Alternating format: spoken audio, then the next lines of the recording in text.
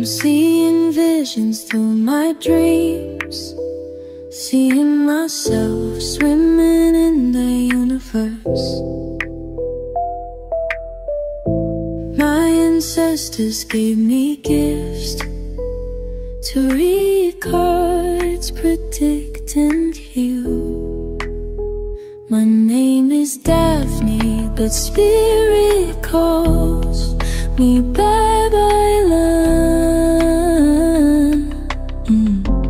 Angels communicate through numbers. Intuition is so deep. The gift I fully embrace within.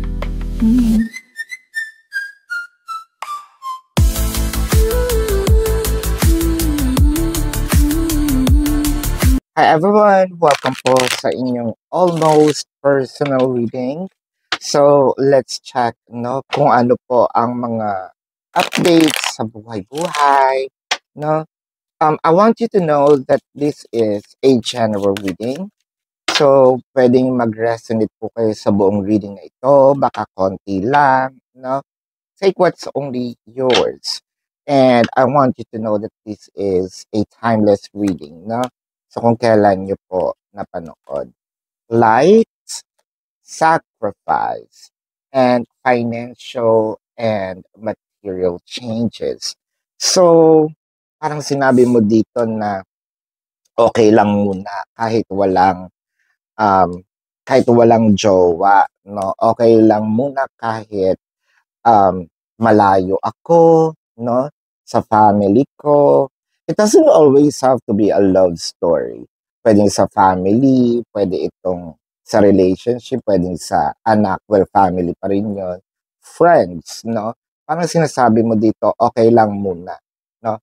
Kailangan kong lumayo para mabigyan ko ng either magandang buhay, yung mga naiwan ko dito sa lugar na ito, or pwede mabigyan ko rin na magandang buhay ang sarili ko, no? Whether this is an OFW, an OFW, no, story. Kasi yung pag-travel dito, it doesn't always have to be nasa ibang bansa. No? Pwedeng nasa ibang city, no? Or baka yung mga nasa probinsya nandito sa Manila, or Manila nasa, province. You catch the drift naman, no? So there's actually physical separation. So I feel like meron din ditong mga homesick, homesick. Whether it is also yung nag-aaral, di ba? So it felt like I need to do something. And I need to be separated from my person or from them. No? For me to work or to have a good work, so that I can gather harvest, magandang sahod or magandang positions sa trabaho. With the Wheel of Fortune, the Four of Wands, and the King of Cups. So, nakakaipon-ipon naman tayo. Actually, nakakita nga ako dito ng parang bigla tayong either mananalo sa kung saan, loto, raffle, makakatisod tayo ng magandang trabaho. Kasi Wheel of Fortune, yes, may pinaghihirapan din dito. Kasi ito nga yung roleta, no? Anong tawag doon? Basta yung fortuna, yung ganon. Nakalimutan ko yung the Latin word for it.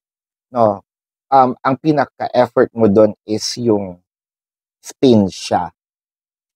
But konti lang yung effort. What you're expecting in here is to sort of things will just land in your lap, which is I feel like you're gonna be very stable.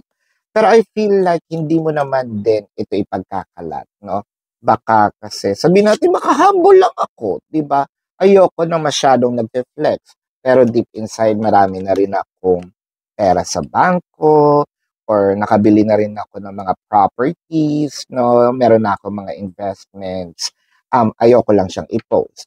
Or this might be something that you probably want to experience very, very soon. So kaya nagte-take tayo ng risk, no? Um, what I am seeing in here is parang sinasabi mo na rin na ready na rin ako to bumalik, no? Or gusto ko pag bumalik ako, ready na ako at marami akong bit-bet, no? Na kayaman. Um, I feel like ayaw mong sabihin kasi dahil nadji-jinx ito or baka kasi walang, alam mo na, tiwala yung ibang tao sa'yo. And doesn't matter, no? Kaya parang sinasabi mo nga, kesa ma-jinx, kesa mawalan ako ng um, drive, no? Mawala yung inspiration ko. So, I would rather want to keep it to myself, no? Lalo na dun sa mga nagsisimula pa lang. With the Six of Wands and the Magician. Uy, alam mo, parang ito yung sinasabi nating um, kapag may tiyaga, may nilaga. Ang sakit nun na. Akala ko naputol yung kuko ko. So, kapag may tiyaga, may nilaga. So, parang ito yung sinasabi mo na um, alam ko, lahat ng sakripisyong ito is merong magandang maibubunga, no? Alam ko, kasi parang alam mo naman din sa sarili mo na hindi ka pinanganak na merong gintong kutsara sa iyong bunganga, no? So, at this very moment in time, you are self-made, no? Yan. So, and I actually love those person who kind of yung self-made, no? Ako gumawa sa sarili ko. Hindi ako humingi ng um, yaman sa family ko, hindi ito'y pinamana, no? I'm not against with those people na merong ganon. In fact, they're very lucky, no? Ang sinasabi ko lang, iba pa rin yung fulfillment ng self-made, no? Um, with the King of Cups. Let's clarify the King of Cups. The Temperance and the Nine of Swords. So parang sabi ng card sa akin, sinabi ko na nga sa'yo eh. 'Di ba? Yun yung una kong ipinakita sa'yo with regard to the King of Cups. Kasi with the Temperance in here, so parang explain ko na din bakit ako natawa. Kasi, 'di ba sinabi ko nga kanina na parang feeling ko nadji-jinx ng ibang tao or merong mga taong hindi um, believe sa mga kilos mo or mga plans mo. And eto na nga, you try to probably share your opinion, dreams, aspiration, no, with someone. It could be to your person romantically, to your family. Pero parang mas lalo ka na-stress nung sinabi mo. So, ganun nga. Parang sinasabi sa akin ng cards o ano, 'di ba? Yun nga yung sinabi ko, uulitin mo pa, no? So, sorry na po. So, let's see here. Kasi itong Rider-Waite may pagka-maldita din ito minsan eh, no? Pero meron talaga akong cards na yung kanyang attitude is sobrang maldita. As in, kala mo yung para siyang mananampal, no? And yung, kasi different cards have different attitudes. Meron silang parang nagmumura, yung gano'n. So, let's go back to the reading. With the Eight of Wands, share ko lang naman.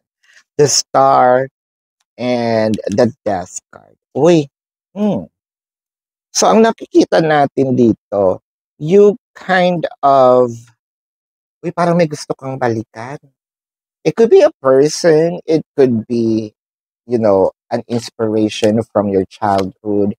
Um, yeah, it could be a childhood dream.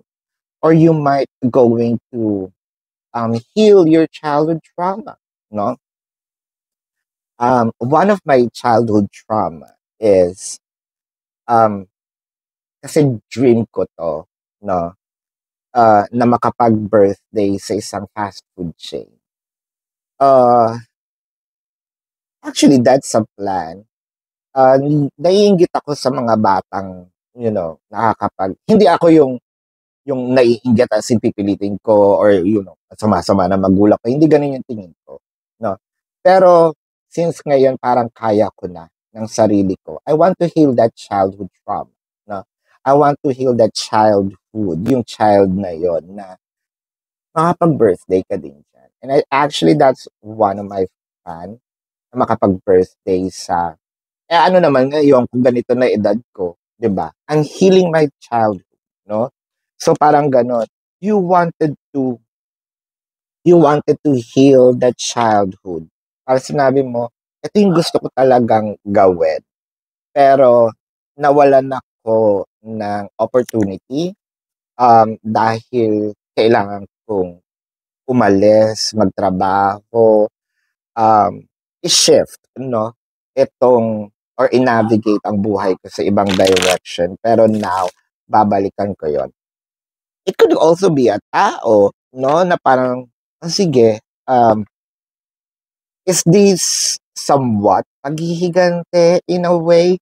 Not really maghihigante na, oy, papapatay kita, no? Hindi yung ganon. Parang maghihigante na, I just want you to see who I am right now, no? Ako nga pala yung sinaing mo, na sabing gano'n. Ako nga pala itong minamaliit nyo dati, no? Hindi para, kumbaga, hindi para, well, parang gano'n, ipamukha ko na isang estado ka na. Kumbaga, gumante ng merong um, dignity pa rin, no?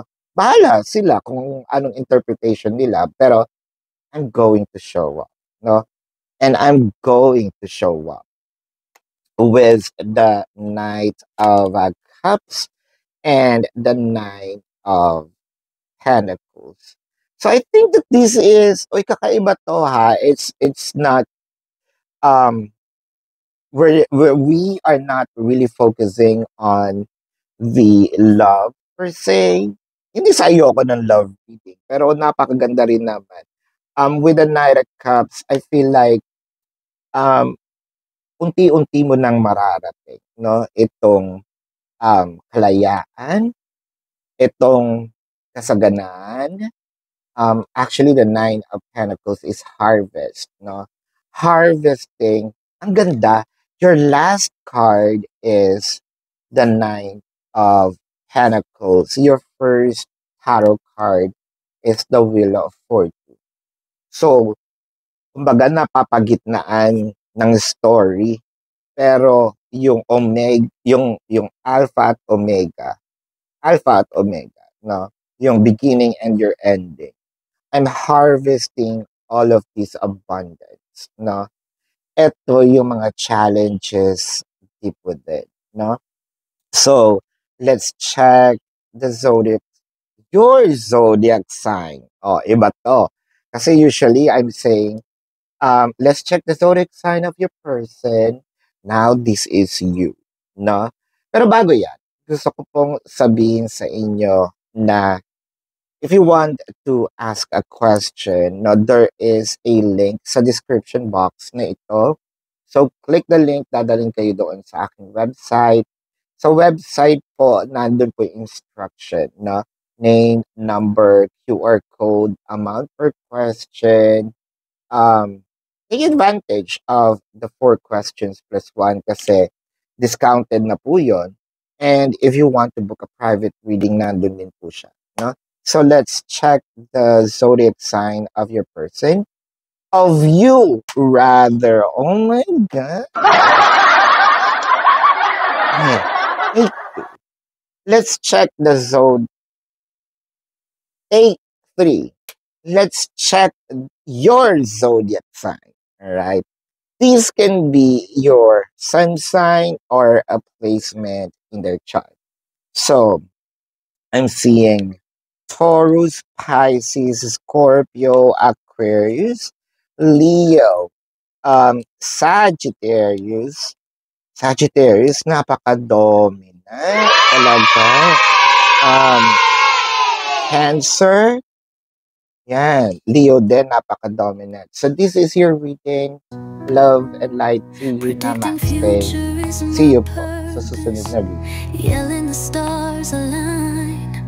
I am Daphne, also known as Papa Island. Standing in my